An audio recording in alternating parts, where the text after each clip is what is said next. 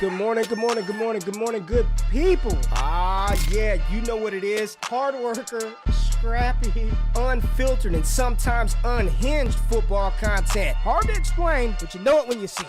Doing it daily our way. I don't know what you're talking about right now. Redraft and Dynasty Fantasy Football, we got you covered. You know their defense is ranked like 31st in the NFL? NFL draft prospects and rookies? Now you know you in the right place for that. Absolutely. All right, then stop saying it. Then we're done. And prop bets with my man JRich. Count that money, man. Now wipe the crust out of your eyes. Get you a cup of coffee. It's time to wake your ass up with Ray G. You honestly are making absolutely no sense and you sound silly as hell. Let's get it, GMGP. It is Friday, September the 15th, 2023. Y'all decided to wake y'all asses up, Ray G, and I appreciate you being in the building. It's Good Friday, baby. It's Good Friday. We had football last night, football on tomorrow. We got the NFL on Sunday.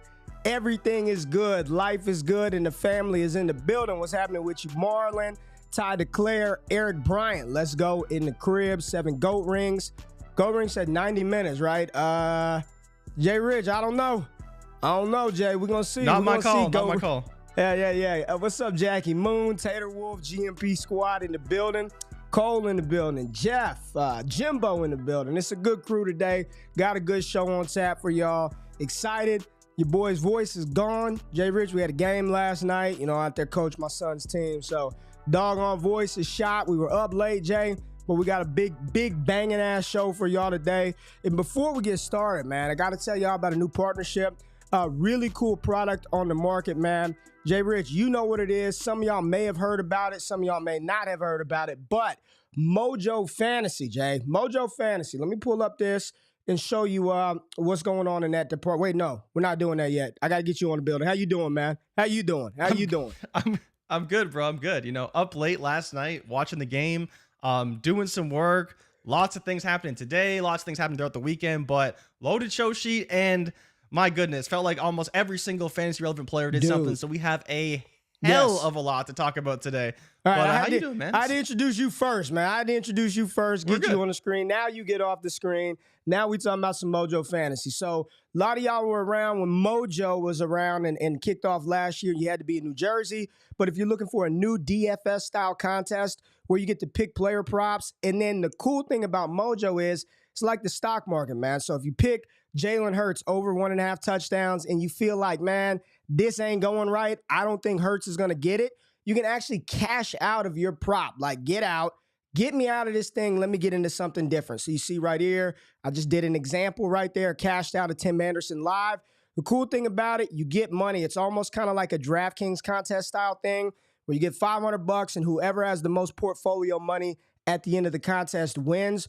Really, really, really interactive, dope product, and probably the best customer service out there. So if you use the promo code WAKEUP, you get a 100% deposit match. I'll have my own double up contest happening next Monday for Monday Night Football. So it's a really, really dope product, man, by Mojo. I swear by it. It's fun, little addicting. Check it out. And, Jay, the best part about it, y'all, they run free contests. Literally, if you just sign up, put your money in, they're giving away free money. Free contest, you enter, try it out, you can win money at the end of the day. So we're going to be talking about that a lot on this show throughout the year.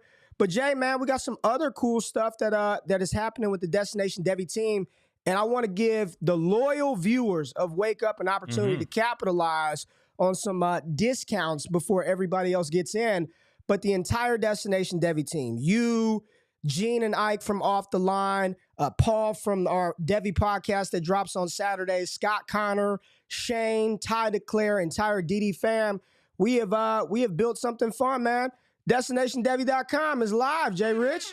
Website is up, man. So everybody can go over. DestinationDevy.com is live. You can find all our podcasts there.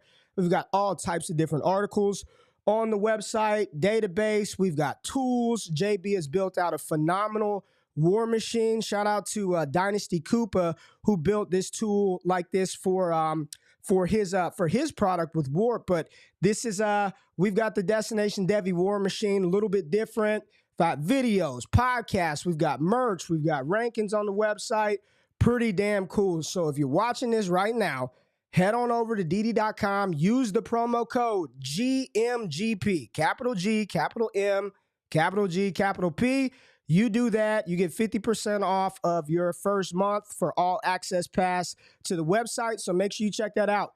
DD.com. We got a dope team doing dope things. Really excited about this, Jay. It's about damn time we had a goddamn website, man. It's about time, JRich. About damn time, yeah. About no, super damn excited. time. You know, Ty's in the chat. He dropped an article a few days ago. Gene's article, Start Sit, dropped this morning. You saw it there in the carousel very quickly, but tons of stuff. We got like scheduled, I think, 2 a day. And I'm sure Scott's going to talk about the schedule as well. He already talked about the pod schedule, but next is the writing schedule and what to expect from us weekly, but around 2 a day or so. Ray, you as well, even getting in on the action, apparently. Yeah. I'm waiting for it. So if you want Ray to write his articles about Devy, about the prospects, let us know in the comments. It's going to be all rookie stuff. It's going to be all rookie and college stuff. Scott's going to do featured articles over there. It's going to be a real we are going to be the premier place for dynasty strategy. I'm telling y'all that right now. JRich, when I told you 3-4 years ago Destination Devy was going to be, like, this is going to be something, you probably didn't believe me, but I was like, trust me, dude, trust me. And I'm telling y'all right now, when you're talking about dynasty strategy, fantasy football strategy, how to take down leagues, different ways of thinking, we will be the premier spot in the entire fantasy football space for dynasty and fantasy football strategy. I'm telling y'all that right now. So it's a large testament to the people that are watching this show, large testament to the people who are behind the scenes. Brandon Gonzalez, who does a ton of stuff for us. I mean, this is the machine that we are, and Destination Devy ain't slowing down. It's to the freaking moon, baby. I'm excited, Jay, but we got to talk football, man. We had Thursday night football last night. We've got Sunday. We got Saturday. We've got a lot of news. So let's go ahead and get into the news. Let's talk through that so we can get into these games, man. All right, Ray. So a ton of injury news, obviously, throughout the week. It seems like this is what makes a lot of the headlines. So let's dive through it. We don't have to go too deep into Aaron Rodgers. He tore his Achilles. I mean, we all know that. Got surgery. We'll see what happens with him down the line. But obviously, Zach Wilson will be starting for the Jets for the remainder of the season. A lot of vets have been floated around. We've seen names like Ben Roethlisberger, Blake Bortles coming around. Absolutely insane. But it seems like it's going to be Zach Wilson. Kind of unfortunate for them. They did lose Mike White. It'd be great to have him now, but we'll see what Zach Wilson can do. That's still a very good defense, and we may talk about them a little bit later. Deontay Johnson, week to week with a hamstring injury. Jerry Jeudy, though, Ray, expected to be back. He did practice on Wednesday. So that was surprising. Practice Wednesday and in full on Thursday. Sean Payton said he could have practiced week 1. He ultimately didn't.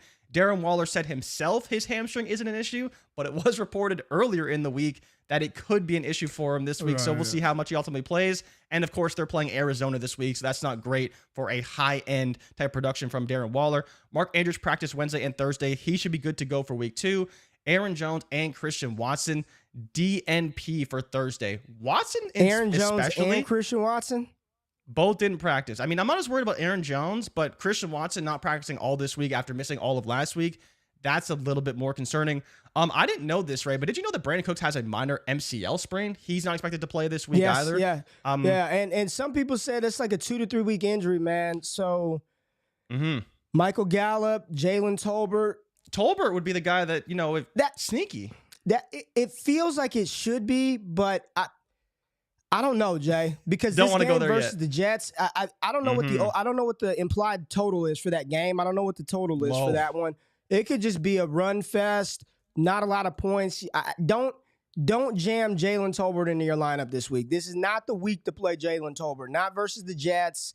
Not knowing what his role could be. Don't do it. Don't jam Jalen Tolbert in there. Don't do that. What else we got? Yeah, so in Indianapolis news, Anthony Richardson not on the injury report, so there was, some minor concerns from him early in the week. Obviously left the game in the fourth quarter a little bit, was a little banged up. But Zach Moss also returned to practice, so hopefully that wretched running game, Indianapolis can get a little bit improved. I know that Zach Moss isn't a big improvement, but he's definitely a guy that's probably the best in the room. Pete Carroll said it's unlikely that Charles Cross and Abe Lucas suit up for week 2 against the Lions, which is in Detroit. So that is a massive game. Panthers cornerback J.C. Horn probably is going to require surgery on his hamstring and could miss multiple months, Ray. It was initially projected to be a week-to-week injury with the hamstring, but it could be a larger surgery, and he could miss multiple months. We don't have an update on Jacoby Myers. He's still in concussion protocol from the game on Sunday. Noah Brown was placed on IR, and they were talking up Tank Dell throughout the week, saying he's going to get more opportunities. And last but not least, Ray, if it couldn't get bad enough for the Atlanta Falcons, Cordero Patterson is back, baby. So we have a three-headed monster for the Atlanta Falcons, and that running back room just got even more crowded. Only touches for Algier and for Bijan last week, but I'm assuming Cordero would factor in some, like even a little bit this week. CPAT to get some touches, man. CPAT's going to get a couple of touches, no doubt about it. This team's going to run the ball. So, yeah, another mouth to feed in the backfield. Thank you for all the news. Sucks for Aaron Rodgers, man. And everyone's kind of talked about this ad nauseum over the week, but we have not at all talked about this. But how are you feeling about the Jets today? How are you feeling about Garrett Wilson, Breece Hall, Dalvin Cook, Tyler Conklin, maybe some of those other ancillary pieces that you had some sort of hope for at some point? And Allen Lazard, maybe he can give me 1 or 2 games this year. You know, McCole Hardman and best ball. How are you feeling about the Jets in general? And what is your temperature on Aaron Rodgers moving forward in Dynasty? So one thing I did forget was Puka Nacua did pop up on the injury report. Oh, yeah, so please talk about the Prince Puka. Prince Puka, please talk about the Prince. Prince Puka, man, he may not play. So all those fab dollars people were spending on him, it's not looking so good. I mean, we don't know what's going to happen. You know what it is? McVay rosters Puka in fantasy. He's got him on his Dynasty leagues, and he knows shit's not going to go well versus the 49ers. So let me stash Puka. Let's not play him.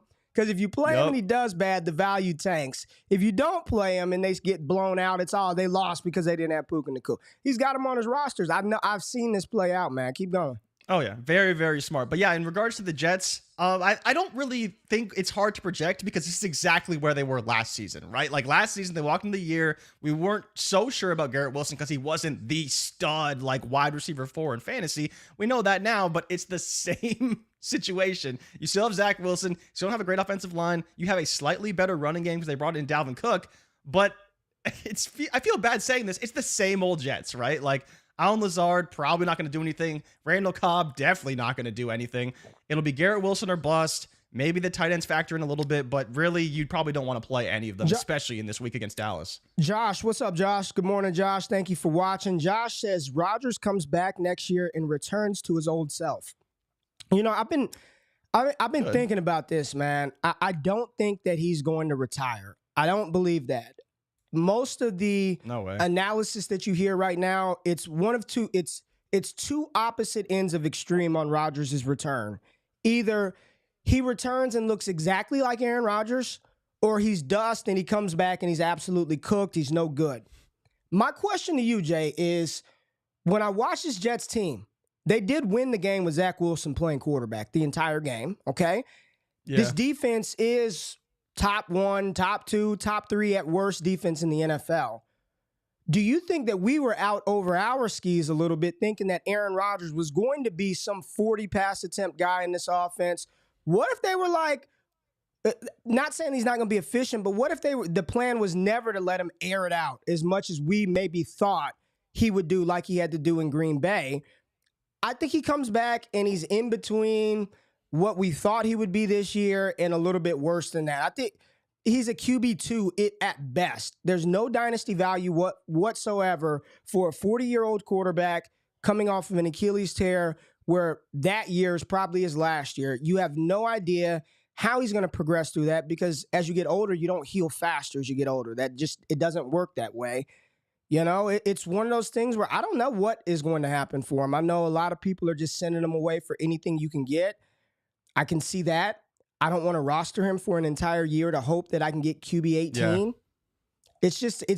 For me, it's just more unfortunate that we don't get an opportunity to see him with this team, with a good running attack, with number 17, Garrett Wilson. Mm-hmm. It's a little unfortunate, but moving forward, like for Dynasty, I don't know, man. I don't roster him in any leagues. I had him quite a bit in Underdog. I don't know about you, but it's going to be very interesting to follow that story moving forward with Aaron Rodgers and his recovery and his return. And nothing more that Aaron Rodgers likes than to have that spotlight on him, right? We talked about him all off season with the darkness and the decision. Now we get to do it all over again. Will he return? Does the Dark Knight rise again? And all this other crap. So let's talk Thursday Night Football, man. The Eagles got it done, Jay. Philadelphia Eagles are 2-0 on the season. They beat the Minnesota Vikings. Vikings fall to 0-2. You know they didn't lose their second game last year until week 11, and now they're already 0-2. Yeah, they did not lose their second game until week 11 last year. They are 0-2 right now. Competitive NFC North. You got the Packers, the Lions. You look at the Philadelphia Eagles inside this NFC East. That's going to be competitive with Dallas, a very good defense with the Commanders, and we think that the Giants' offense may be a little better than we saw on Sunday night. But let's just talk about the performance from the Eagles, Jay.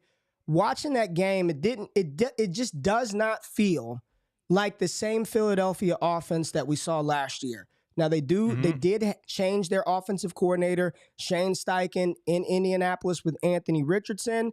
You watched how JRich looked his first week, and you're like, okay, good OC, like Shane Steichen. Even Jalen Hurts, and I don't know how many of y'all watched the post-game show on Amazon Prime where Jason Kelsey and Jalen Hurts were on there, and they were talking to Richard Sherman and company, and they asked Jalen Hurts about and they did it in a very tactful, professional way, but the slow start for the offense, having to win games on the ground, not really getting the passing game going.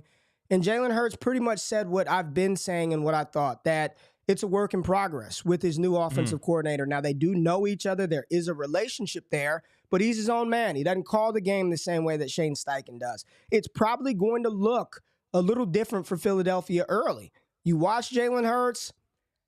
I'm just telling you what it looked like. He looked pretty slow. I'm like, is he running? Like, is he not running? What is going on? But obviously, the ground game was working well for them last night. DeAndre Swift, big game on the ground. Devontae Smith, and we're going to talk about him in a second, another big game. Not so much for A.J. Brown.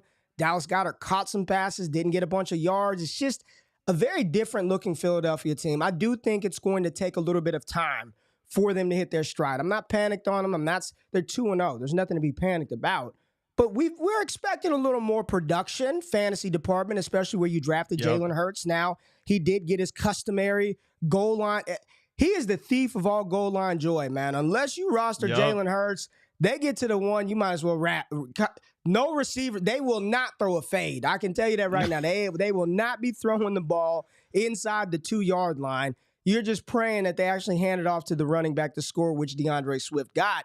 But you know what we do, Jay. This is the overreaction heat check Thursday Night Football. So let's talk about it, Jay. Let's get the first player on the board. And who are we going to put your feet to the fire with, Jay? DeAndre Swift. Let's just talk about him. Swizzy, 75 yards, 179, 28 carries, 175, touchdown, 3 receptions, 6 yards. So not anything through the air, but Ray, my goodness, talk about bell cow running back, 28 carries. The Philadelphia Eagles almost ran the ball 50 times yesterday down the throats of the Vikings. But Ray, what are you thinking for DeAndre Swift? Is his buy or sell, right? Well, that's the question, right? There are a lot of people who are kind of wishy-washy with DeAndre Swift. So if you are, there's a prime opportunity to move him today. There's a prime opportunity today to move him. And if you're not and you are pro-Swift, you're probably feeling pretty damn good. But I'm asking you, what are you doing with your Swift shares today? How you feeling? Would you be more inclined to go buy him today or more inclined to trade DeAndre Swift? I don't know what to do with my Swift shares. Actually, Ray, you would know. Sell. Caleb Smith. Caleb Smith. What's up, Caleb? Caleb says SELL in caps. Jay? Yeah. So I was actually approached this week by our buddy Gabe about selling DeAndre Swift in our Royal Rumble League because I traded for Swift last season. I lucked into him landing on the Eagles, and we're here now. And I was like, okay, I'll hold, I'll wait. Then he does this. And my first reaction is sell, right? Like, you're not buying Swift. And I don't know. Like, I legitimately don't know if someone would sell him for less than a first. Because if people, people who own Swift, they love that guy. Like, they've been in from the beginning. They've been waiting for Swift to finally pop off. And God damn it, we're here. Right? This could be the best game he ever has his entire career. Like, when is he going to get 28 covers again? Everybody. Kanja, he's made of glass. So I haven't seen. Oh, here goes a buy. Okay, we got a couple. There's a couple buys in there, but that's the issue. Is that okay? You can say buy, but the price is going to be very high. You can't just buy a running back who had 28 carries and 175 yards on the low. You're probably gonna have to be in that first territory, and that for me puts him at a sell. If you can get 2 seconds, a player in a second, maybe somehow get like a 24, 25 first, maybe down the line. That may be the way you got to play it. But yeah, I think I'm leaning more towards the sell side than the buy side for DeAndre Swift. But legitimately, I am holding the damn line and seeing what happens with my shares. But if you're asking me to pick a side, it would definitely be sell. Okay. We got more sell wins. Sell wins for the DeAndre Swift. So that's what it is. Everybody said sell Swift. I just want to know, put in the chat, what are you selling Swift for? I just want to know what you're looking to get. Like, realistically, don't give me pie in the sky BS. I want y'all to tell me if you're selling him, put it in there, competitive league. What are you selling them for? What are you selling them for? And make sure y'all, hit that like button. Subscribe to the channel. I got a lot of people in here right now. We're pushing 300 on a Friday. Hit the like button, subscribe to the channel, do all that good stuff. All right, Jay. Next player on the overreaction heat check list, I just want to ask you, Jay, is there a case to be made? A case to be made, Jordan Richards, JRich, Skip Richards, for this player to be ranked number 1 at their position in Dynasty? I'm talking about, make sure I pull up the right one, TJ Hawkinson. Is this the tight end 1 in Dynasty, man? Is he tight end 1? Let me just say some names. Kelsey's sitting up top. Mark Andrews, Kyle Pitts. Those are your, let's throw Dalton Kincaid in there as well. Those 4 tight ends, Hawkinson, Pitts, Kincaid, Andrews, Kelsey. You want him? Is he tight end 1? Is that an overreaction hot take that TJ Hawkinson is the tight end 1 in Dynasty? So here's what's not an overreaction, Ray, is that he is phenomenal. He is a target monster. This team, for fantasy football purposes, is one of the best in the NFL. This defense is atrocious. They're going to put up points. Kirk Cousins, again, over 40 attempts. And once again, TJ Hawkinson, a ton of targets. He should be tight end 1 for me, or very close to it. The only reason why I don't think you can say that he's tight end 1 is because I don't think Kirk Cousins comes back. And that really hurts his upside, right? We need this Kirk Cousins offense to really drive home that tight end 1 value. We know that Pat Mahomes is going to be Pat Mahomes. We know that Lamar Jackson is going to be Lamar Jackson for Mark Andrews. And we know that, Kyle Pitts is probably never going to get any targets. Maybe Kincaid can become a safety valve for Josh Allen and really thrive. But without the quarterback and the confidence that we have that quarterback, can't be tight end 1. But for this season, don't we say targets are earned? Don't we sit up here and say targets are earned, right? So, but if you bring in a rookie quarterback, so how you feel about Jefferson then? How do you feel about Jefferson? Jefferson is Jefferson. His talent is beyond comparison, right? Like, again, another 150. Dude's had back-to-back 150-yard games. But he's a guy who, again, he'll suffer too. If they bring in a quarterback who's not as talented, they don't throw the ball as much, he will struggle, but struggling for Jefferson is still a wide receiver 1, right? Hawkinson, if he doesn't see this immense volume, then he's kind of just another top 6 tight end. So he can't be tight end 1. When you compare him to a high volume guy like an Andrews, a high volume guy like a Kelsey, for Dynasty long-term, of course, the production may be there and the value may be there. But for me, I think if I had the security of Cousins, I would say pretty close to yes, or very close to it. Love Hawkinson. He's delivering everything we hoped for that we hyped up in the offseason. All right. Next player, let's pull him up. Overreaction heat check. What are we doing with Kirk Cousins? Kirk Cousins is, he just goes out there and he's just 300 yards. 300 yards. Yeah, sure. He's going to fumble here and there. He's going to throw some interceptions. But, you just talk about a consistent thrower of the football, Jay. This is a guy who's probably, even when he's done in Minnesota, has another 2 years somewhere else, right? He's got another 2 years as a starting quarterback. Right now, it's tough because the dynasty value is not really there. It's just no one's really going to want him. But let's just say you're looking at the situation. Minnesota's 0-2. Schedule doesn't get much easier for them. What if they start off really slow and they end up in a position where they've got a chance to draft another quarterback? What would you do with your Cousins shares right now? You're looking at that team. You know he's not under contract for next year. Is this an older veteran player that you're okay with just letting, I just say, kind of rot on your roster? Like, that's fine with me. A roster rotter. That's fine. Some players, Derrick Henry, you can rot on there. I'm not going to get what you're probably worth on the market. So if I can't get what you're probably worth or going to produce for somebody else, I'll just hold you. You can just rot there. We'll use the points, and when you're done, you're done. Would you be looking to make any type of move with Cousins, or are you just riding that production out? I'd be looking to buy him 100%. You talk about a guy that throws the ball with accuracy, with anticipation, and throws the ball a ton.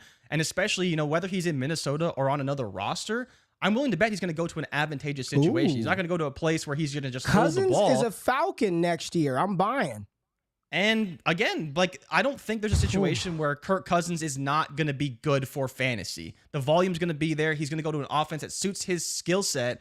And so for me, I'm 100% buying because the price is so low. And again, another QB1 performance. And I think what's not kind of being lost in this, Ray, back-to-back monster performances for QBs against the Eagles. Mac Jones did it last week, and we didn't expect it. And Kirk Cousins probably put up a QB1 potentially performance, 4 touchdowns, 364.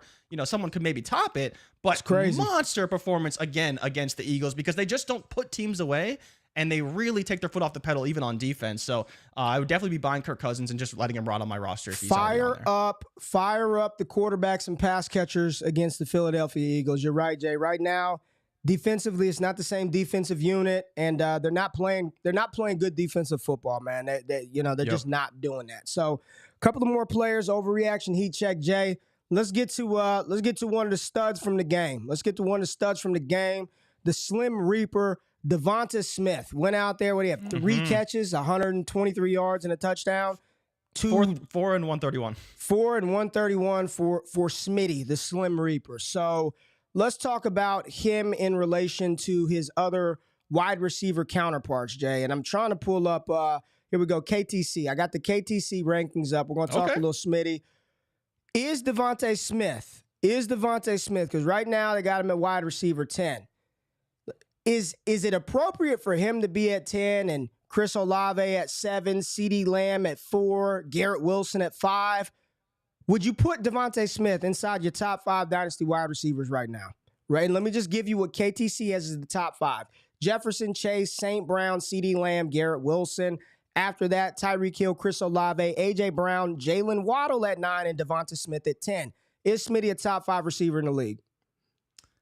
Top 5 receiver in the league? I would say yes, but not on the Eagles, unfortunately, right? When you're talking about scoring points and fantasy, they do take away from each other a little bit, right? Smitty on his own team would go absolutely nuclear every single week, right? I think we all know this. It's kind of similar when you talk about Jalen Waddle, but the question I brought to you actually earlier, and I'd love to know how the chat feels about this.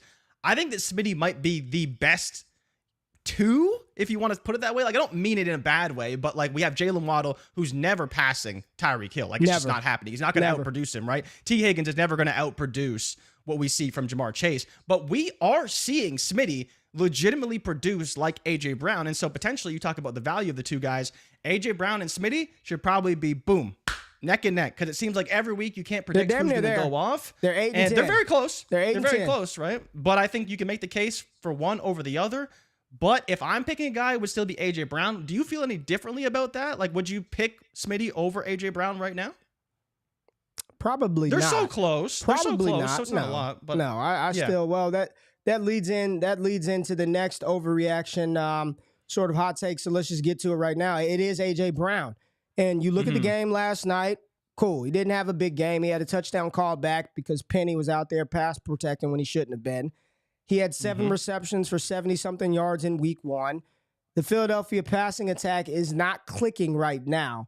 I'll just say this. I know it sucks. What do you have? 3 receptions, like 20 yards last night. It wasn't a lot. 429, yeah. I know it sucks, but I would not be overreacting, panic selling A.J. Brown. He led the team. No. What was he? Led the team. He was tied with Smith in receptions in week 1.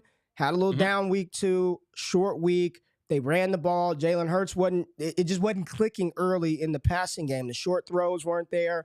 He threw one to him after they got in a little argument on the sideline. It was broken up by Byron Murphy, a little late on the throw. They just have to get their timing right. But, Jay, you watch this offense. If they're going to run the ball all the time, A.J. Brown ain't getting no 1,500 yards in this offense if this is how they want to play. So maybe adjust expectations a little bit, but am I going to leapfrog Devonta Smith after one big game over A.J. Brown when I've seen A.J. Brown do exactly what Devonta Smith has done like 8, 9, 10 times in his career? No, that is taking it a little too far with the overreaction. Would I rather Devonta Smith over Jalen Waddle? Yes. Yes, I would. I'm with you. I'm going to put foot to fire now to you, Jay, to everybody in the chat. Smith or Garrett Wilson right now, current situations in Dynasty, who do you have? Smitty or A.J. Brown. No just one of those. You got to draft one, ADP, auction. Who do you want, JRich, right now? Garrett Wilson or Devonta Smith? I think I still want Garrett Wilson, but I could make the case for Smitty, right? Like, I think both are Yeah, great. that's the wrong but I think I answer. would still take Garrett Wilson. I know, I'm but taking you're not Devonta gonna like Smith. it. You're not like. But Ray, the one thing that we talk about this Eagles offense, and what's most concerning, you talk about AJ Brown potentially being an underperformer.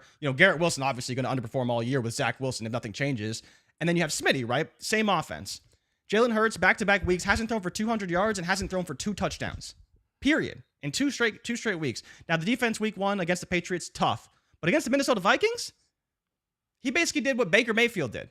And that's saying something, right? Baker Mayfield didn't play that great against the Vikings, and Jalen Hurts basically did the same thing. Now, they did run the ball a ton. He only threw the ball 23 times, but we may see this efficient Jalen Hurts and not so much the down-the-field passing volume that we've seen in the past. And I think that's a little bit concerning for me, for both of them, right? You talk about they can't both thrive in a regular offense that they're throwing, 230, 240 yards. Now, if he's, under 200, 220, it's even less volume to go around for those two guys, which is a little bit concerning. Man, can we just give a big shout out to the 2021 wide receiver class inside this top 10? Jamar Chase, Amon-Ra St. Brown, Jalen Waddle, and Devonta Smith. 4 players from 2021. You look at 2020, you got Justin Jefferson, CeeDee Lamb. 2022, Garrett Wilson, Chris Olave. What a nice crop of wide receivers we've had come into the NFL over the last 4 years, man. Really good spot at the wide receiver position. All right, Jay, enough of Thursday Night Football. Let's get to the Sunday slate of games and the players that we are excited to see play. Who are we starting off at Jay? Oh, Ray, this is an easy one for me. When I saw this game on the slate, I was like, oh, this is great for us. We're talking about Packers at Falcons, week 2. Atlanta 1.5 point favorites in this game. 40.5 point over-under. It's not a great total, but again, we expect a lot of running from the Atlanta Falcons. We expect great defense from the Packers, but I'm excited to see Jordan Love, Ray. Week 2, Jordan Love. Week 1, he looked great. Hoping to see what he can do against the Falcons defense. And this is where I think 2 things are going to happen. Either you're going to see Jordan Love be good, or you're going to see the Atlanta Falcons defense be good. And I'm trying to figure out which one and which one's going to break here, because I loved what I saw from Jordan Love, but I also really liked what I saw from the Falcons defense. Jesse Bates has them on a whole different level. They revamped their defensive line. I think there's a lot of good things coming for the Falcons. And so for me, the biggest test and what I want to see is, can Jordan Love play well against this defense? And is this defense for real? Because if they are for real, Ray, I am even more concerned about Kyle Pitts and Drake London than I was before. Because this schedule, you look at the schedule, this is probably one of the toughest games they'll play all year, and they're playing it at home. 40-point over-under isn't great, but of course, Drake London, Kyle Pitts, Ray, what the hell do we do in this matchup? Because it's not a good one. I don't want to say their defense is for real or not for real, but after week 1, when you look at defensive EPA per play, the Atlanta Falcons were top 8 in the NFL, behind the Ravens, 49ers, Commanders, Jags, Browns, Cowboys. So after week 1, and I get it, it was versus Bryce Young, Carolina Panthers, young team. I don't know if it's legit or not, but they seem pretty good. I am excited, too, to see Jordan Love play, as well as getting an opportunity to see, and I think this might be his last stand, Jay. This might be his last stand. Drake London. Jair Jay, Alexander, let's go. I just need to know, was it just a blip or is this a trend? And right now, I'm looking on KTC. Drake London is outside of the top 20 wide receivers in Dynasty. He is valued as wide receiver 21. Jay, if Drake London does not play well this Sunday, I think most fantasy gamers, for better or worse, are going to be like, I'm out. I could see him falling below Jahan Dotson, Cooper Kupp, George Pickens, Michael Pittman, Deebo Samuel. He's at wide receiver 21 today. When we did the show on Monday, he was at 19. The people are very concerned about Atlanta. They're concerned about London, Jay. This could be the last stand, so I'm excited to see him play. Of course, we want to see Bijan Robinson. Yes. Yeah. That is an obvious. And some Desmond Ridder. How bad is he? But you got some trivia here, Jay.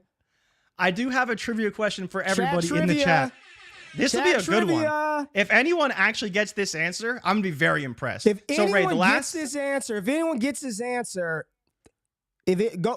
GMGP, there's only 100 uses. Go get the code, get 50% off. If anybody gets his answer, hit me up and we'll talk about something. But go ahead, give the chat trivia. Let's go. So the last time these two teams played, the Packers and the Falcons, it was in 2020. Green Bay won 30-16. But the question for the chat, Ray, is who was the leading rusher for the Atlanta Falcons in this game? I wouldn't have gotten this. There's no way. I wouldn't have gotten no this. way. And I you forgot can't he look even it up. played Y'all got for like this 30 team. seconds. If you don't answer it in 30 seconds, it doesn't count. Ask the question again, Jay. So, for everyone in the chat, once again, the last time these two teams played was in 2020. Green Bay won 30-16. But who was the leading rusher for the Atlanta Falcons in this game? All right, let's see if anybody can get it. Let's move on to the next game. What do we have, Jay? Next game is Ray. I'm not really too excited about this game. It's kind of gross. Your question wasn't hard enough. There it is. That we got one right here. We got Gurley. Todd Gurley. Dude, Todd Gurley. I forgot Todd Gurley even played for them. How do you say this name, Jay? Gula. GL. I don't like messing up people's names. I need the what is it? The phonetic what do you call that thing? Yeah, I need that. I need the phonetic spelling. Got it right, baby. Good job. Appreciate you being on the show. Yes, it was Todd Gurley, not Tevin Coleman, Brian Hill. All right, Jay, who we got? We have the Raiders and Buffalo Bills. Hopefully the Josh Allen rebound game after that awful performance against the Jets. But Ray, honestly, like outside of the usual suspects, it's Stephon Diggs. Sure, I want to see Gabe Davis. I want to see James Cook. He was great, especially when you talk about his usage. Look at Diggs, man. Now there's Dez Bryant out there pumping up Stephon Diggs to the Chiefs. I told Dez, man, you're saying some wild things on Twitter right now, but he is adding Stephon Diggs and Patrick Mahomes, trying to facilitate a deal. Old Dez Bryant. Dez Bryant tampering, love it. Love it. But yeah, we have the Raiders and the Buffalo Bills. But again, the biggest thing for me is Jimmy G's usage in the passing game. He funneled targets to Devontae Adams and to Jacoby Myers. Jacoby Myers probably not going to play in this game.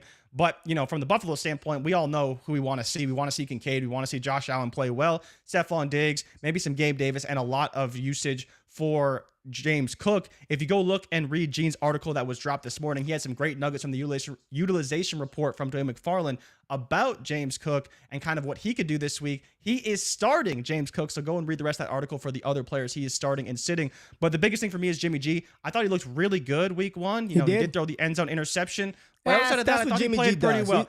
That's part of the experience, baby. That's part of Jimmy G ride. You get an end zone pick. That's just what happens. And then Josh Allen should have a big game. So the books are expecting a massive bounce back game for the Buffalo Bills at home opener. Can we talk Josh Allen for a minute with the people? Can we chat family? Yeah. Can we talk Josh Allen for a minute? I think 84 turnovers since 2018, number one in the NFL. That number one in the NFL. It's been an interesting back half of last season, and it's only one game, so we don't want to overreact too much from there.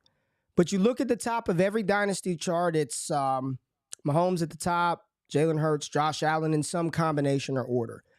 Yeah. From what you've seen, here's another bonus overreaction heat check. What do you think about the top of the quarterback rankings? It's just early. It's early. They need to get their rhythm. They need to get their groove. Everything is going to be okay. Or do you look at some of the things and say, well, maybe there are some reasons for concern? Do I need to put Joe Burrow up there? Do I need to move Justin Herbert or I'm just asking the question, Jay. Is there any concern long-term right now this year for a Josh Allen, for what we've seen early from Jalen? Are you concerned at all? At all? I would say I'm a little concerned about the high-end production that we expected from these guys when we drafted them. Not as concerned about Mahomes. I think I'm always going to trust Mahomes to figure it out, right? Week one was week one, and he didn't have Kelsey, and that's a big thing for him, clearly, because they didn't play that great and obviously dropped a ton of passes.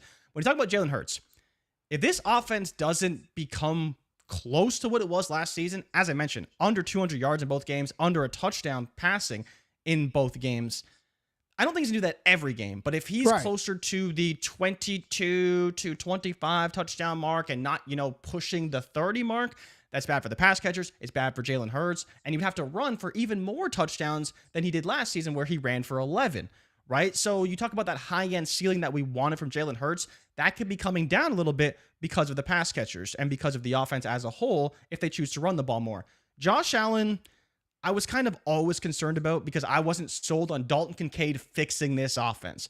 I don't know if you saw the quotes from, I believe it was Jordan Palmer talking about Brian Daboll and how much he means to Josh Allen. Not because he meant a ton, but he's like one of the smartest offensive minds in football, and you can't replace someone like that in your building. And we've seen the Bills struggle to some degree ever since they lost Brian Daboll to the Giants. Yeah. And now they're trying to kind of pick up the pieces, figure out the offense. They're still a great team, but that ceiling we saw from Josh Allen was partially because he was being coached by one of the smartest and best offensive minds in football in Brian Daboll. And so again, I think the ceiling that we saw from Allen and from Hurts could be a little bit lower this year. And I know that JJ Zacharyson talked about that. He said these guys probably can't do what they did last season, but they will still be very high-end assets for fantasy football.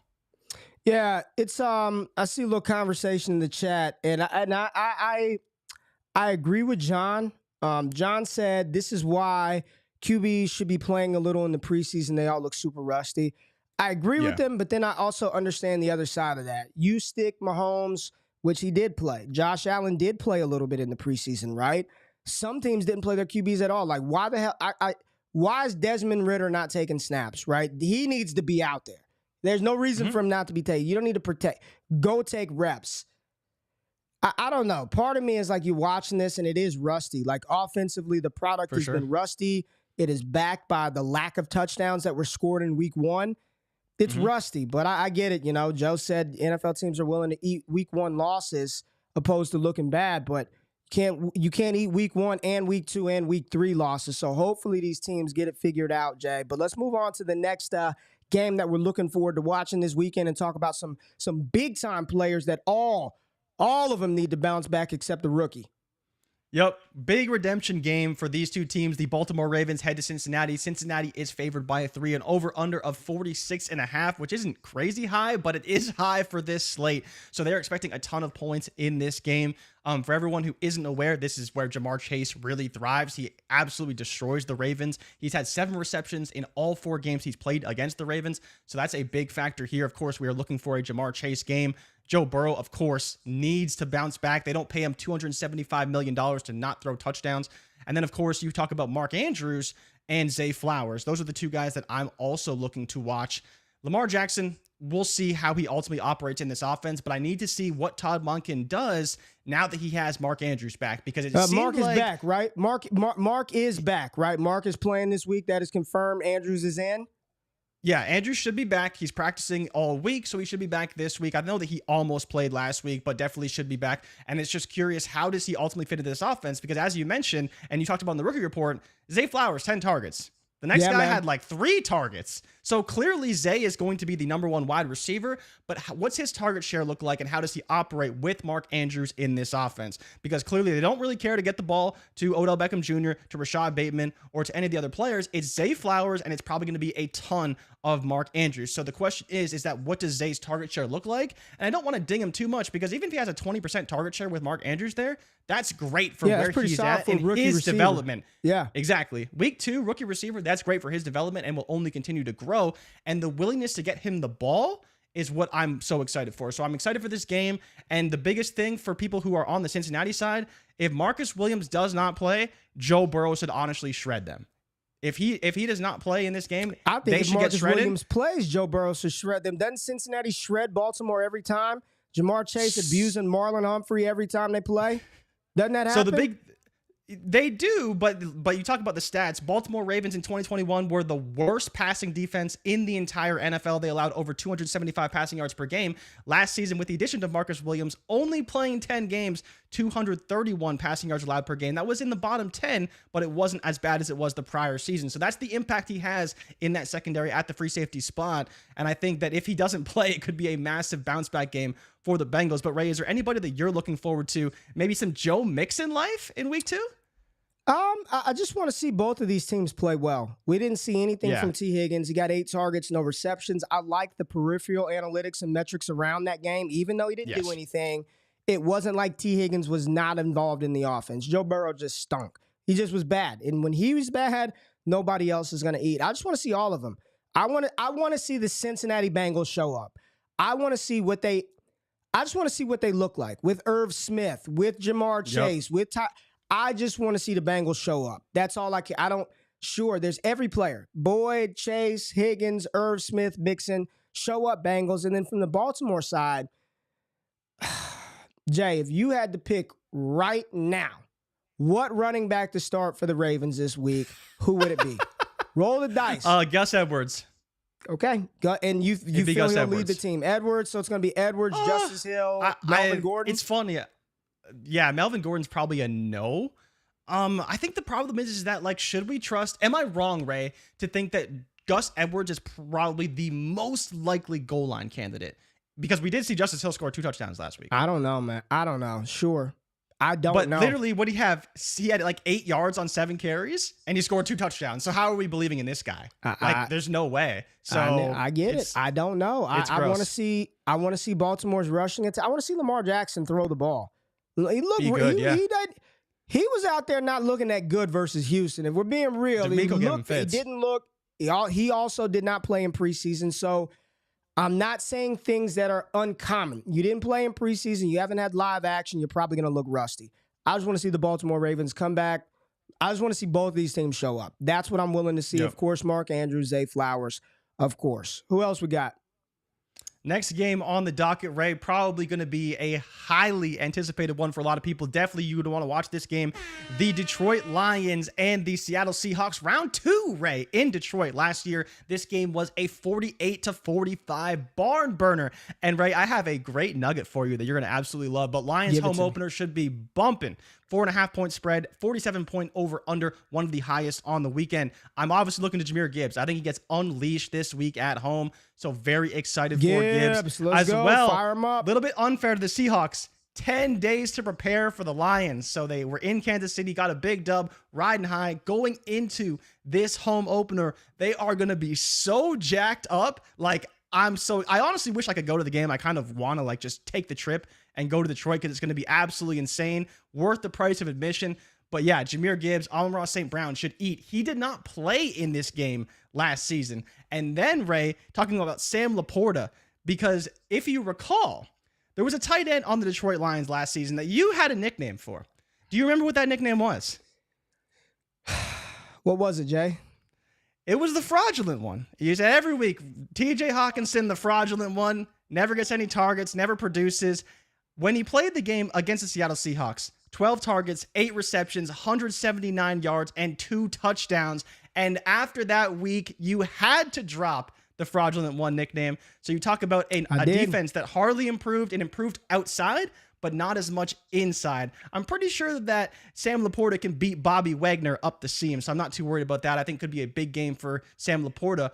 But, Ray, I have to ask you, because no matter how I slice it, I'm not excited for this Seattle offense. Like, name a player. Kenneth Walker was okay last week. The pass catchers, you can't possibly pick a guy to be the guy. Who do you want to play when you're talking about the Seattle Seahawks, and more importantly, even Geno Smith at all? I was looking at his book lines yesterday. Kenneth Walker. They're still okay. Kenneth Walker. It's Kenneth Walker, right? I want to roll out Kenneth Walker. You're rolling out DK Metcalf. I don't know what is Tyler Lockett. Is he back? Is he not back? I don't know. We don't have an official injury report on Tyler Lockett just yet. Yeah.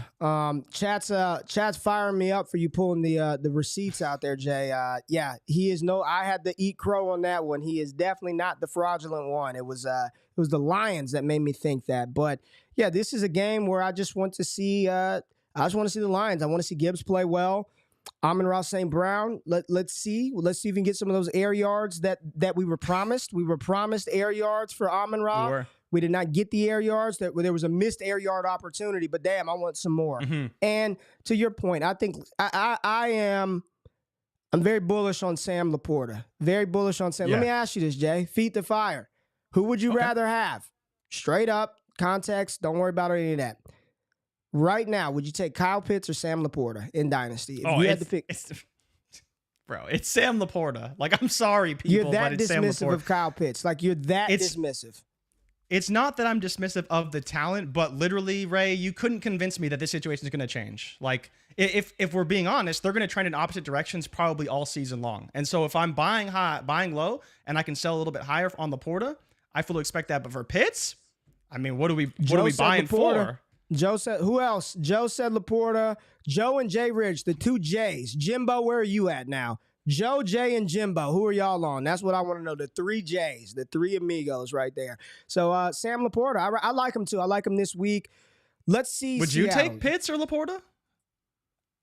Huh? That's your question, not mine. We're on to the next game. We're on to the next game. Chargers, Titans. I have no images for this one because I really didn't want to talk about the game.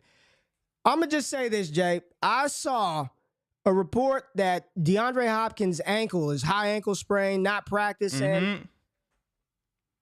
You know what time it is, Ray? You know what time it is? Is it Malik Willis, Will Levis time? Who is it? What time is it? I mean, this I'm asking because this team, if Nuke is not playing, what are the Titans gonna do? What are the Titans do? This feels like they feel like a dynasty team stuck in the middle. That they've got it's the dynasty team that you go to the roster and there's 11 rookies and then Mike Evans, Zeke Elliott, Aaron Rodgers. They're in between rebuild and trying to compete. What is Tennessee if Hopkins isn't playing, Jay? Tannehill already was looking bad. This team is going nowhere fast, and now they got to deal with Bosa with this offensive line, Khalil Mack, and I know their defense got shredded by Tua, but that ain't Ryan Tannehill. This could be ugly. This could be ugly. We're gonna see, Ray. We're gonna see, and that's where for my notes, right? Number 1, Justin Herbert. He should have a field day against this defense. This defense is god-awful. Derek Carr put up 300 yards against them. Justin Herbert put up 300 on them last season. And so I'm very excited for that. And then as well, Ray, Kellen Moore put up with Dak Prescott 29 for 41, 282, 2 touchdowns against the Titans in Nashville in December. So what's he going to do in September when it's not freezing cold and crazy outside? The one thing I will say, though, Ray, slight dampen your expectations for Josh Kelly, because as much as I like Josh Kelly, this is a terrible matchup. The Titans have one of the best run defenses in the league, and even last year, it was Malik Davis and Zeke Elliott, because for whatever reason, Tony Pollard didn't play in that game for the Cowboys, and they only had like 60 rushing yards on 38 carries, so it wasn't a good performance. They got to throw the ball to win, and especially coming off a bad loss against Miami, I expect Justin Herbert to do great things. So a lot of good for Keenan Allen, a lot of good for Mike Williams. Hopefully see something from Quentin Johnston, but not really expecting it. I'm not expecting it from QJ. Not with 38% route share, man. That's not good. That was not good week 1. Real quick, Jay. Somebody said you start Treylon Burks this week if Hopkins is out. And then, Joe's like freaking absolutely. Tannehill ruining my chig. Like, you're saying absolutely? I'd be considering it, yes. Because if you can't start him in this matchup, right? If you can't, the Chargers defense isn't great. Like, they're going to have to get someone the ball. And if they're behind, they're going to throw the ball, right? Like, Burks isn't getting benched. They're not sitting him to not get those reps. Like, he's going to be playing. Mm-hmm. At that point, he's a flex option. He's not, a high-end wide receiver 2 or anything. Right, but he's a flex option. You should be at least considering him in some of your medium to deeper leagues. But, Ray, the big thing for me, as you mentioned and kind of led this off, is Ryan Tannehill. Is because this Chargers defense didn't play well this week. And of course, yes, it is Tyreek Hill, and it is Jalen Waddle, and it is Tua, and they are a great offense. But I also don't believe the Titans are as bad as they showed last week. And part of the reason is I believe the Saints have a really good defense. Okay. People are worried about Chigakonkwo. The Saints are literally the best defense against tight ends in the league. They are. So he wasn't supposed to do anything against the Saints anyways, so he should have a better week this week.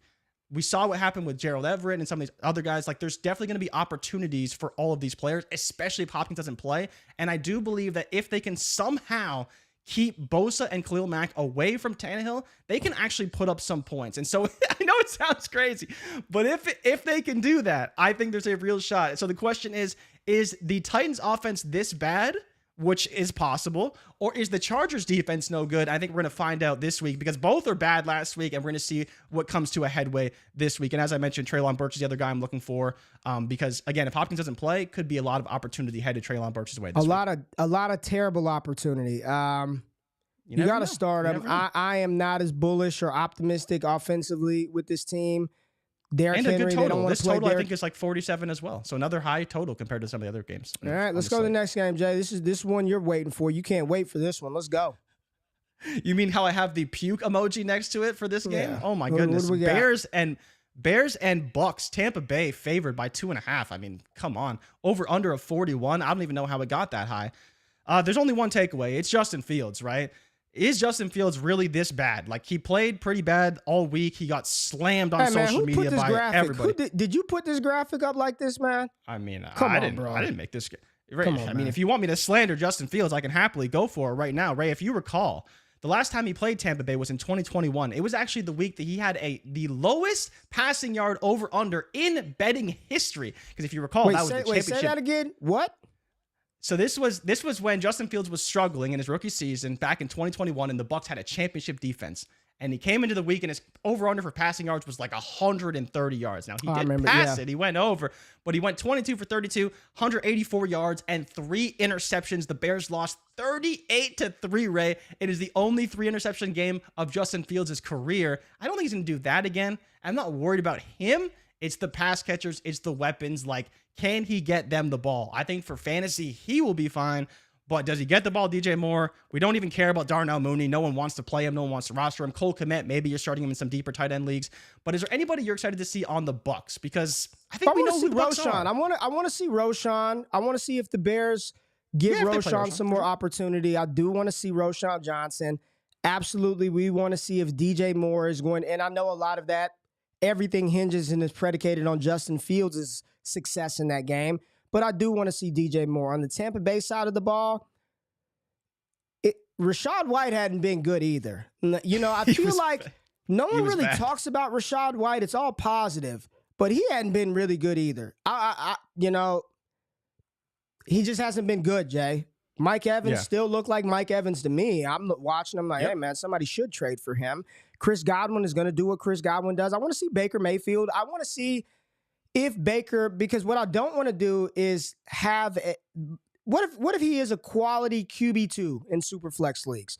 I don't want to dismiss him because we just don't like Baker Mayfield from the Cleveland Browns and all this other stuff, but let's see how he progresses in this offense. He didn't look bad in week 1 versus Minnesota. Now, Minnesota's defense is probably not very good, but this isn't like an exciting game, but I do think there are a lot of fringy dynasty assets hinging on this game. Justin Fields goes out there and looks bad again. You're going to see his market go down. Rachaad White shits the bed again. People don't want him. So I think there are a lot of storylines inside this game, but no doubt the biggest one is Justin Fields. Now we got the Chiefs at the Jaguars. Kansas City favored by 3.5, over under 51 points. The highest over under point total of the weekend. The next closest is 47. So for you bettors out there, target players from this game. Probably going to be a high scoring matchup. Chiefs do have Chris Jones back. Andy Reid has come out publicly and said Kadarius Toney doesn't drop passes in practice. This was very surprising to us. So it seems like he will be rolled right back out there in his role, and this is going to be watch him score a touchdown. Watch it be the week. 100%. He's scoring a touchdown. I'm putting it in. Kadarius Toney, anytime touchdown scorer. But Jay, you know who we want to see, man. You know who we want to see. I want to see that bad man. I want to see some Calvin Ridley, baby. Your boy. Talk about him. Oh, Ray, you know I love Calvin Ridley. It's funny. I was talking to one of our writers yesterday, and so I went back and I remembered I wrote an article pre-2020 on DLF. You can go and find it. Search my name, search Calvin Ridley, you'll find it. Where I compared him to Chris Godwin and saying he was going to be the next Chris Godwin because Chris Godwin had a great season beside Mike Evans. And I was comparing him to playing next to Julio Jones. His 2020 season was obviously phenomenal. But yeah, I'm so excited for Calvin Ridley. Can he do it again in week 2 against the Chiefs? The Chiefs defense is a little bit underrated in my opinion, especially when they have Chris Jones back. Their EPA per play goes down like significantly on the other side of the ball. And so we're going to see, can Trevor Lawrence still perform well? Because I thought it was a little shaky week 1. Like, Colts defense is good, but I thought they were a little shaky in my opinion. So we'll see. Calvin Ridley was good, but Trevor Lawrence, like you talked about, roller coaster with that guy. This is just T-Law, man. T-Law is going to give you moments of Hall of Fameism. You're watching him and you're like, this dude is he is the next one. And then he's going to give you moments of he shouldn't even be in the league. You're like, what are you doing, Trevor? That's just the T-Law experience. He's going to give you great, great, great, then some bad. I'm encouraged by him. I'm with you. I want to see Calvin Ridley. You also want to see his running mate, Jay, because I'm a little nervous about old Christian Kirk right now in that offense. He seemed like he was the second, third, fourth fiddle at times, and he's a player that had 1,000 yards last year, was a dependable wide receiver 2 that could potentially give you a spike week here and there, but it didn't look good week 1. So I definitely want to see if they can get him involved, because it was like Trevor only had eyes for Calvin Ridley in week 1. Jay, anything else from this game? Yes, Patrick Mahomes. Travis Kelce, he was at practice, so I would say that's a good indication that he's going to play. That should help that offense out tremendously. Running game, I mean, they're just going to run all 3 running backs. It's going to be Pacheco, it's going to be Clyde, it's going to be some McKinnon. So I think this just, you want to see Mahomes, you want to see Kelce, you want to see the Jaguars.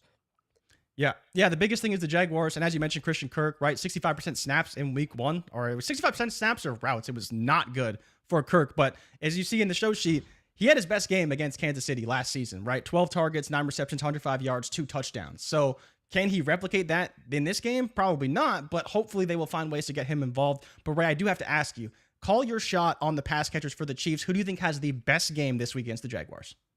No Kelce, right? No, you can say Kelce's there. Kelce's there or not there. Well, Kelce. I think Kelce will have the best game. You're no. I'm saying no. Yeah, I'm saying without leaving without Kelce out of the question. No, it's gonna be Kelce for sure. Would I be insane for saying Rashee Rice? I don't know. That's where I would go too. Okay. I would pick Rashee Rice. It's not going to be Sky Moore. It could be Tony. I think, like you said, right off a bad game, maybe they try to get him involved early and he can find success, especially in the red zone. But I think I would pick Rashee Rice. I think I was really happy with what he did. You know, for Sky Moore to be a second-year player and not produce basically at all in the first game, and for a rookie to basically overtake him in terms of fantasy production right out the gate, like, we should see more from Rashee Rice in this week. Patrick says Justin Watson. I mean, I wouldn't be shocked. He gets a lot of run too.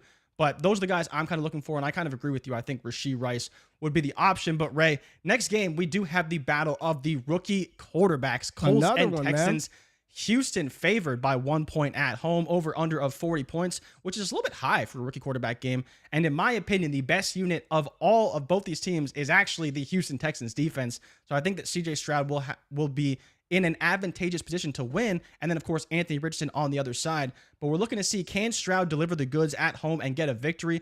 Because we know that the team is okay, but more importantly, I think this defense is what's going to hold up Stroud. And can the offensive line hold up against the Colts defense? I personally like Houston here. Let me say this about CJ Stroud. Let me say this about Stroud. It was one game, but they let him throw the ball 40 times, 40-plus times in that matchup versus Baltimore. And I thought he looked pretty good. He was under duress majority of that game, but he hung in there and he was delivering strikes. I mean, he is a ball placement specialist. I look at these pass catchers, and I'm telling you, man, there's some hidden Trinity upside in Nico Collins. 60% air yard share. He was second on the team, first on the team in target share. If it feels like DeMeco Ryans in Houston, they're going to allow CJ Stroud to get his reps. They are not about to do, let him throw the ball 19 times, a Desmond. They're going to let him get his reps. I think there's some hidden upside in this offense. And with even players that we don't really like, they don't have dynasty value, but we're just talking about scoring you points this year. Robert Woods went out there and ate. It was just Woods, Nico. And you've got 2 running backs who are okay. I like Dameon Pierce, but he is not Jonathan Taylor. He is not a Saquon Barkley. He's not Christian McCaffrey. You look at this, and I want some CJ Stroud. I think Stroud is going to be pretty damn good. And if he can continue to progress, if they're going to let him get the reps, he's going to be all right, Jay. And you talked about Anthony Richardson.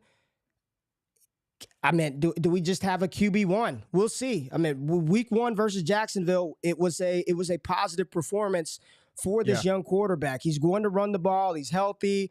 He's going to throw the ball to Michael Pittman. That's who I have a lot of interest in, is Michael Pittman Jr. But this is a game that I will be watching pretty closely. I want to see Pittman and RayGQue. I want to see CJ Stroud with these wide receivers. Houston does have an aggressive defense. I don't know if Jalen Petrie is going to be healthy and active, but this is one I want to watch. It's crazy, but I'm like, give me some Houston and Indianapolis in week 2, Jay. Yeah, we're looking for RayGQue to cement himself as the rookie quarterback 1. I think he could come pretty close to doing that this week. And as you mentioned, Michael Pittman, we saw what happened last week with Zay Flowers against the slot. And if they're going to play 3 safeties all game long, then Michael Pittman's going to eat out of the slot, right? So I think we fully expect potential big games from RayGQue and from Michael Pittman. And then it's really just what can CJ Stroud do on the side. Division, we're going to see these guys go at it for a long time. So yeah, good call right there, Patrick. I wasn't even thinking about that. All right, Jay. We just got a couple of more games that we're going to go through, or players we want to see. Niners and the Rams, I don't know, We know man. what we're going to see, man. We know what we're going to see. A damn beatdown. A beatdown. It's going to be rough. I was looking at, Ray, you know what's crazy? Let me say this. We said that last week with the Seahawks and the Rams, and it was a beatdown the opposite side. San Francisco's defense is incredible. Their offense is efficient. They should go out there and handle business against a division opponent. But we said that last week. We said it last week, man. Kelly Stafford, they talked to McVay and Les Snead. They had country playing in the locker room. This is confirmed reports. Country music was playing in the locker room. There was no Sexy Red, no Little Baby. Matthew Stafford's feeling good. You got the Prince Puka out there, hopefully. Cam grinded out Akers. Kyron grinded out Williams. It's going to be a tough test. This is a week where your Puka shares could either go through the roof or fall through the floor. It was one of those two things. One of those two things happen if he plays. I just want to see if it continues. Let's see if it continues. Outside of that, you know, we're going to see all the Niners. Of course. I want to see everybody. I want to see Jay. I want to see him. You want to see him. And I want to ask you, Jay, is there a world in which after this week, let's just say he goes out there, another 100 yards, 2 touchdowns, could we be talking about this player as a top 10 receiver in Dynasty? And right now, just to who would he kick out? Smith, Waddle, A.J. Brown, Olave, Tyreek, Wilson, CeeDee Lamb, Jamar Chase, Justin Jefferson. So any chance with another big performance, people are talking about Brandon Ayuk is a top 10 wide receiver in Dynasty? I'm going to say no. I think you need a little bit more than that. But where is T. Higgins? Because I think he can easily go over T. Higgins after one good week. He's at 11. I think he could easily slot in at 11. Because I know that T. Higgins is probably a little higher right now. Oh, T. Higgins is at 12, excuse me. JSN 13, Higgins 12, Diggs 11. JSN. My goodness. Talk about a guy doing absolutely nothing. He's a rookie, but can't blame him. But yeah, IU could easily slide up. To the top 10 is tough. I think it may be difficult for him to pass a Waddle, because even though Waddle is the 2 in the offense, there's like 5 guys on San Francisco who can score points, and that's going to be ultimately holding back his value. But in terms of just raw production and talent, he's there. Do not disrespect we can't do it. It's the 2-2. It's 2-2. He could be the wide receiver this year. Huh? He could be the wide receiver 1 if Puka's not there. He could be the only option. Could be. He could be. All right, Jay. The last game we have on our show, Doc, should be a bounce back game. But, man, it's at the bottom of the list. It looks nasty. The Giants at the Cardinals. Giants are favored by 4, 39.5 point over under. Jay, what do you have to say about this one? They looked awful Monday night. Giants didn't show up, got beat down. O-line is banged up. I think Andrew Thomas is hurt. I believe they lost a guard as well. I think they lost a guard. Mm-hmm. I don't know, Jay. This Arizona Cardinals defense, according to the numbers, pretty good last week. Yeah. According to the numbers. Shout out Washington. It was against Washington. The Giants didn't look much better than the Washington Commanders on Sunday. So where are you at with this game? And let me just say this. It could be rough for the Giants because you know what they get next week in primetime? No. On a short week, Jay, they get the San Francisco 49ers in San Francisco. Oh, West Coast. That's not good for them. Oh, no. On a short week, Jay. Thursday night football. Thursday night football. Giants and the 49ers. I mean, the good thing for them, though, this is probably the saving grace, is they can't look ahead to the Niners. Like, they can't afford to do that. But, you know, you look at what they're probably going to be very aggressive early on and try and put this game away early because, again, like you mentioned, that short turnaround. But thankfully for them, they got beat down in week 1 to where they can't afford to look past the Cardinals in this game. But yeah, I mean, talk about players to watch. It's literally just Darren Waller. Like, I don't really want to see anybody else. Saquon, of course, will be good. On the Arizona side, we don't care for anybody in Arizona. Josh Dobbs, I mean, talk about one of the lowest ceiling quarterbacks in the NFL. He's going to start, whatever, it's fine. Good for him. He's playing football, but we don't really want to see him play. I want to see the Giants defense play well, though, because this could be a great spot for them. Jay, I'm looking at this Giants schedule. Frisco on Thursday. Then they got the Seahawks on Monday night. Dolphins, Bills, Commanders, Jets. Ooh. Man. No, thank you. That is especially for defenses. That is a rough schedule for a team that's offensive line is not playing well. It could get bad. Let's see. They got to fix these offensive line issues. Jones has to play better. Barkley needs to play better. But this schedule looks quite difficult for the Giants. All right, Jay. Any other games, any other players, anything that we didn't touch on that you want to hit the people with before we get out of here? So the one game I am excited to watch, and we'll all watch it, Sunday Night Football, is the Dolphins and Patriots. Absolutely. But Ray, I do have to, that's going to be a fun game. Defensive matchup, 46.5-point over-under. Dolphins are favored on the road, but Tua has struggled against Bill Belichick, so I'm curious how that game plan plays out. Of course, Tyreek, you're starting. Waddle, you're starting. Yes. But Ray, I do have to ask you, is there any world where maybe, let's say a slightly deeper league, you would start Durham Smythe at tight end? He ran the most routes for the Miami Dolphins last week. Yeah, I mean, I think there's a chance, man. He played a role that should be great for fantasy. Whether he gets targets or not is different. But he was on the field getting opportunity. He shouldn't be on waivers. If you're in a start 8, start 9, no, don't pick up Durham Smythe. But if you're in start 11, start 12, start 13, deeper dynasty leagues, he should not be on waivers. I'm actually going to go scan for Durham Smythe, but he played the role, which should yield some opportunity. So am I firing him up? No, I don't believe I would do that, but he does not deserve to be on waivers in deeper leagues. I definitely think that there's a role for the tight end position. It seems like they kind of want to do that in Miami. It helps open up other things, and he got the route participation that you're looking for. So, and I'll say this, Jay, I was thinking about it last night, man. Is Mac Jones a sneaky buy? Is he a sneaky buy? And the reason why I say this is everybody was out on Mac. Out. No part of them. We all knew that a goddamn defensive coordinator was calling off.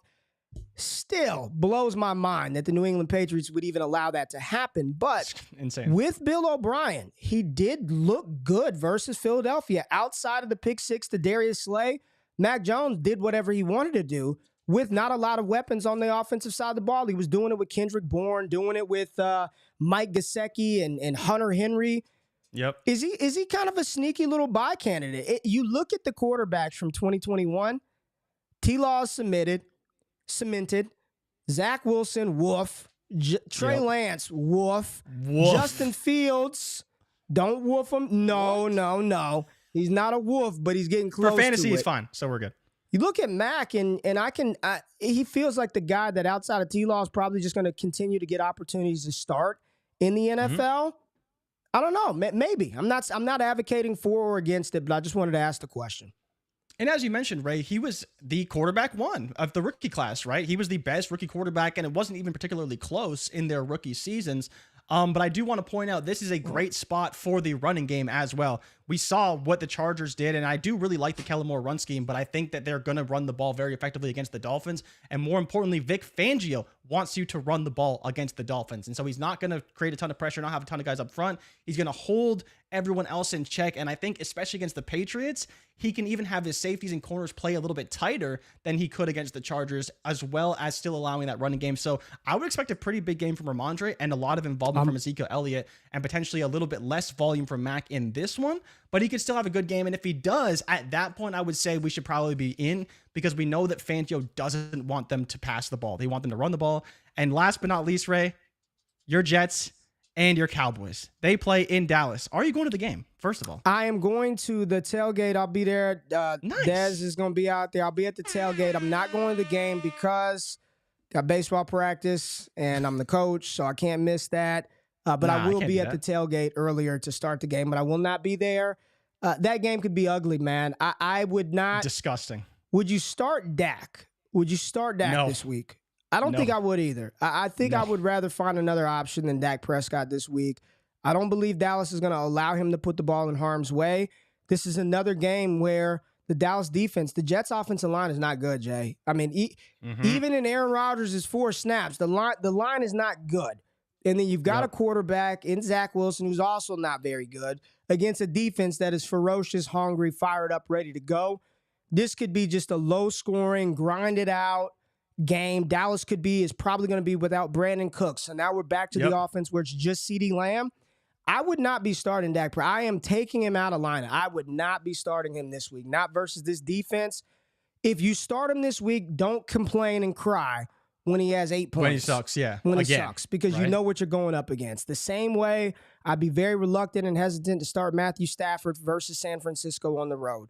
Like, these are defensive matchups that I think you need to look for other pivot points if you have them. And if you don't, and you got to roll with it, just assume the risk. You know what's going to happen if you go out there. They're not going to let him put the ball in harm's way versus this defense that's going to come out knowing we got to win this. Like, we have to show up to win this game, both sides of the ball. So, Dallas, I'm firing up Tony Pollard. You got to start CeeDee Lamb. Yep. Jake Ferguson. Got a lot of targets in week 1. You'll do it, right? But again, you're assuming the risk there. Tony Pollard, no doubt, on the Jets side of the ball. I thought Dalvin Cook looked good. Breece Hall looked good. You're starting both of those guys. Are you firing up Garrett Wilson in this matchup? Are you starting Garrett Wilson versus Dallas this week? And if you drafted him to be your wide receiver 1. He's your best name option on your roster. Are you starting him? Are you starting your studs versus Dallas with Zach Wilson at quarterback?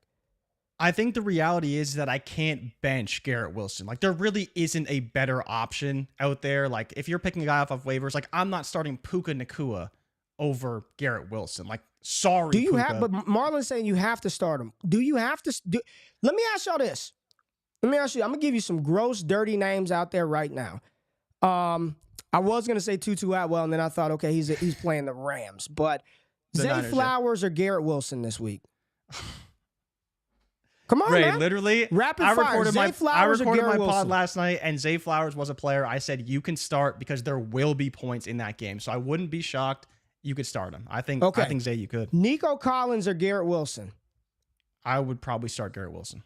You would probably start Garrett Wilson. Okay. Let me give you a couple of other names over Garrett Wilson. Would you start Courtland Sutton or Garrett Wilson? So we have the Broncos against the Commanders. I would probably still start Garrett Wilson. Both are bad matchups. Michael Pittman Jr. versus who does Indy play? We just talked about the Indy game. Michael Pittman Jr. or Garrett Wilson? That's a little bit closer. I would start Michael Pittman over Garrett Wilson. Mike Williams, if he's playing for the Chargers, or Garrett Wilson? I'd start Mike Williams. Kendrick Bourne or Garrett Wilson? See, that's a more realistic conversation. I think you could make the case for Bourne, but I'd probably still start Garrett Wilson. Mike Evans or Garrett Wilson? Mike Evans. Mike Evans, easily. George Pickens or Garrett Wilson? So he's the only target there, right? That's why I'm asking the question. But he has Cleveland. No way. Cleveland on Monday night? No, I can't. No, I'd start Garrett Wilson. Okay, would you risk it all for Amari Cooper on Monday night? Final question. I think Amari you could, Cooper or Garrett Wilson? I think you could. The Steelers defense did not play well. And if Amari Cooper's number 1 in the offense, then yeah, you can. Even though Watson was terrible. All right. There it is. Appreciate everybody tapping into the Wake Up Show this week. What is it? Week 2 of football? Week 2 of NFL football. Appreciate everybody being in the building. Hit the thumbs up button, like the content. Remember, we talked about it. DestinationDevy.com is up, live articles up there. Yes, I saw somebody talking about the prospect comparison tool, and JB is also working on a Trinity Finder tool for us as well. He tweeted some of that stuff up. So we've got a lot of good things coming. We've got 100 codes. Use GMGP. You get half off for the all access pass for the first month. Go do that. Once they're gone, they're gone. I just wanted to give that to the family here. We appreciate everybody supporting us over all of these years. I mean, Jimbo, Tater, Caleb, Josh, Joe, Moggs, like Patrick. These are names. Marlon, John, that have been here for years. Gretchen, like, we really appreciate y'all. Like, we don't do this for us. We hope we provide some entertainment to y'all's lives in the morning, some fun, make y'all upset, make you happy, make you proud, motivate you. We just really appreciate y'all rocking with us. So support the creators, man. Don't support, like, it ain't about me. It ain't about JRich. It's about Jordan Backus and all the work that he's done behind the scenes and has gone thankless. It's about Brandon. It's about Ty. It's about Shane. It's about Gene and Ike. It's about all the other people that we want to elevate and give them a voice in this space. Jeff Mueller, one of the best injury doctors out there. So support these people. Hit the like button. Subscribe to the channel. Rock with Destination Devy. Y'all have a fantastic freaking weekend, and we'll see y'all bright and early on Monday morning. We out. Love y'all. Before y'all close off of the video, I just want to say thank you for checking out the content on Destination Devy. Really appreciate every single view that we get. And the only thing that I ask is that you hit the thumbs up button, like the content, subscribe to the channel, and if you can, comment below for the algorithm. Really helps the channel grow. Now, if you want more exclusive access to me and the entire Destination Devy team, patreon.com/allgas gives you that access.